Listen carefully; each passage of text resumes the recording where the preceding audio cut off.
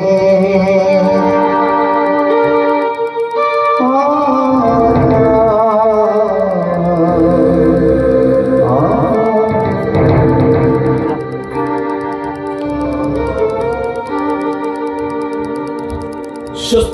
ಶಾಸ್ತ್ರವಿದ್ಯೆ ಎರಡರಲ್ಲೂ ಜಯ ಸಾಧಿಸಿದ ಈ ರಾಜಕುಮಾರನಿಗೆ ಶೋಕ ಎಂಬ ವರ ಕರುಣಿಸಿದೆಯಾ ಭಗವಂತ?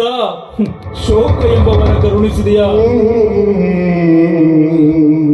ಶೀಘ್ರ ಬುದ್ಧಿಯ ಈ ನಿನ್ನ ಶಿಷ್ಯತ್ವ ಪಡೆದು ಶೀಲವಂತನಾಗಿ ಶಿಷ್ಟಾಚಾರದಿಂದ ಬದುಕಿದ ತಪ್ಪಿಗೆ ನನ್ನ ಶಿರವನ್ನೇ ನೀಡುತ್ತಿದ್ದೇನೆ. ನನ್ನ ಶಿರಚ್ಛೇದನ ಮಾಡಿ ಶಿಕ್ಷೆ ಕೊಟ್ಟು ಬಿಡಿಸುವ ಶಿಕ್ಷೆ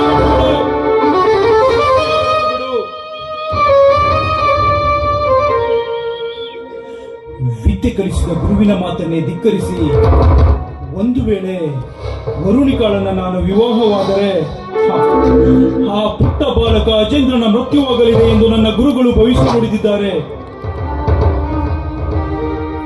ನನ್ನ ಸ್ವಾರ್ಥ ಸಾಧನೆಗೋಸ್ಕರ ಆ ಪುಟ್ಟ ಬಾಲಕ ಅಜೇಂದ್ರನ ಮೃತ್ಯುವಿಗೆ ಕಾರಣವಾಗಲೇ ಅಥವಾ ವಚನ ಕೊಟ್ಟು ವರುಣಿಕಾಳನ್ನ ವರಿಸುತ್ತೇನೆ ಎಂದು ವಚನ ಭ್ರಷ್ಟನಾಗಲೇ? ಪರಮೇಶ್ವರ, ದಿಕ್ಕೆ ದೋಚದಾಗಿದೆ ನನಗೆ. ಪರಮೇಶ್ವರ, ನನಗೆ ದಾರಿ ತೋರಿಸು ಪರಮೇಶ್ವರ. ಇಲ್ಲವಾದರೆ ನನಗೆ ಶಿಕ್ಷೆ ಕೊಟ್ಟು ಬಿಡು.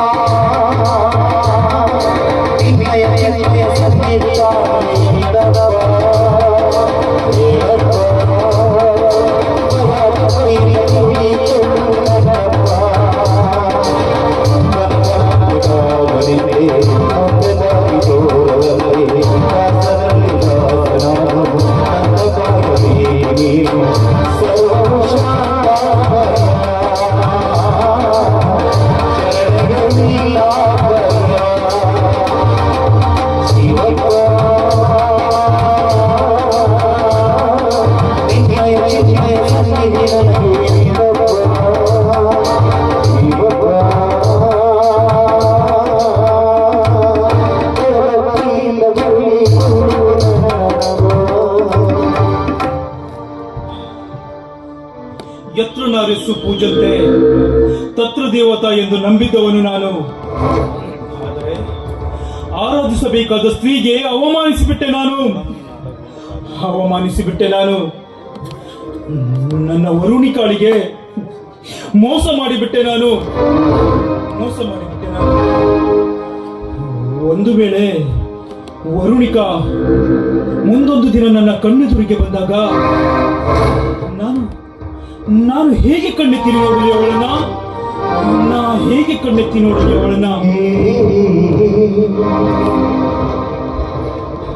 ಒಂದು ವೇಳೆ ವರುಣಿಕಾಳನ್ನ ನಾನು ನೋಡಿದರೆ ನನ್ನ ಮನಸ್ಸು ವಿಚಲಿತವಾಗುವುದು ಖಚಿತ. ಅವಳನ್ನ ನೋಡುವ ಕಣ್ಣುಗಳೇ ಇಲ್ಲವಾದರೆ, ಅವಳನ್ನು ನೋಡುವ ನನ್ನ ಕಣ್ಣುಗಳೇ ಇಲ್ಲವಾದರೆ, ಹೌದು ಪರಮೇಶ್ವರ, ನೀನು ನನಗೆ ಶಿಕ್ಷೆ ಕೊಡದಿದ್ದರು ನಾನೇ ನನ್ನ ಕೈಯಾರೆ ನನ್ನ ಎರಡು ಕಣ್ಣುಗಳನ್ನು ಕಿತ್ತು ನಾನು ಶಿಕ್ಷೆ ವಿಧಿಸಿಕೊಳ್ಳುವೆ.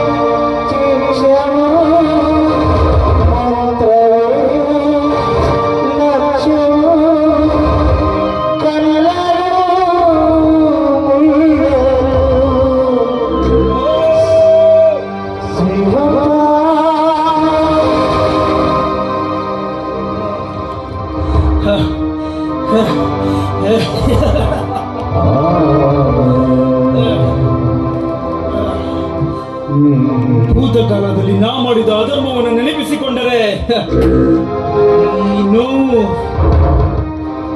ತಕ್ಕ ಪ್ರತಿಫಲ,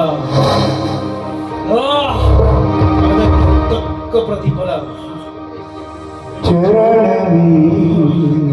ವಿದ್ಯೆ ಕಲಿಸಿದ ಗುರುವಿಗೆ ಎದುರುತ್ತರ ನೀಡಿ ಅಧರ್ಮ ಮಾಡಿದೆ. ಸದಾಕಾಲ ಜೊತೆಯಾಗಿ ಇರುತ್ತೇನೆ ಎಂದು ವರುಣಿಕಾಳಿಗೆ ವಚನ ಕೊಟ್ಟು ಮೋಸ ಮಾಡಿ ಅಧರ್ಮ ಮಾಡಿದೆ. ಧರ್ಮ ಮಾಡಿದೆ. ನಾ ಮಾಡಿದ ಎಲ್ಲ ಅಧರ್ಮಗಳಿಗೆ ಪ್ರಾಯಶ್ಚಿತ ಎಂಬಂತೆ ನನ್ನ ಕೈಯಾರೆ ನನ್ನ 2 ಕಣ್ಣುಗಳನ್ನು ಕಿತ್ತು ನನಗೆ ನಾನೇ ಶಿಕ್ಷೆ ವಿಧಿಸಿಕೊಂಡಿರುವೆ. ಭಗವಂತ ಪರಮೇಶ್ವರ, ಈ ಕಣ್ಣಿಲ್ಲದ ಈ ಕುರುಡನಿಗೆ ಮುಂದೆ ದಾರಿ ತೋರಿಸುವ ಜವಾಬ್ದಾರಿ ನಿಮ್ಮದು ಪರಮೇಶ್ವರ, ನಿಮ್ಮದು. ಹಿರಿಯ